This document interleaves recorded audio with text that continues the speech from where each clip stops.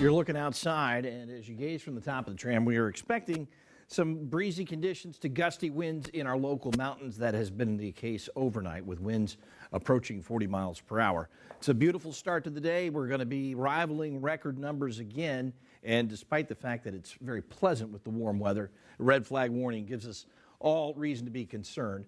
And underneath the red flag warning, there are also wind advisories as you move into the local mountains. We're looking at wind speeds that are maxing out around 30, 35 miles per hour. Those are the gusts. And you can see it's a pretty widespread area. It does not include the Coachella Valley, but we're certainly right adjacent to those areas where fires would be devastating. And Madison, while continues to track the fire in Mountain Center.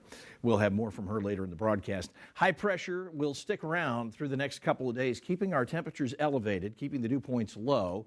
But we see some big changes for early next week. Right now, the winds offshore and fairly gusty through Palm Springs, 14 mile per hour winds gusting up to close to 20.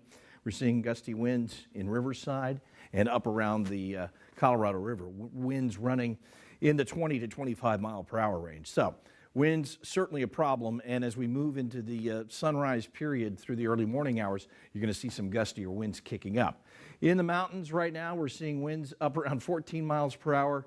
And again, those gusts are a little stronger, so the firefighters are going to have to contend with that this morning. Wind speeds on the valley floor have picked up significantly as well in the last 30 minutes.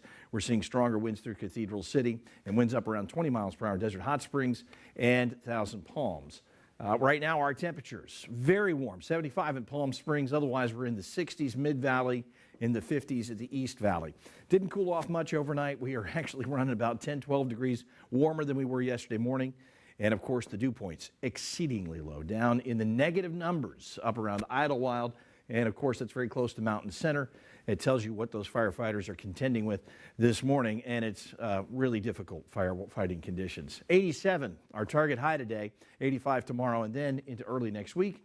Front comes in, we cool back off, a 20-degree swing over the next few days. So that's a significant cool down after the Martin Luther King holiday. Today, we're likely to set a record. Just bouncing through the decades. I'm glad to be back in the 60s, though. 80s a little warm.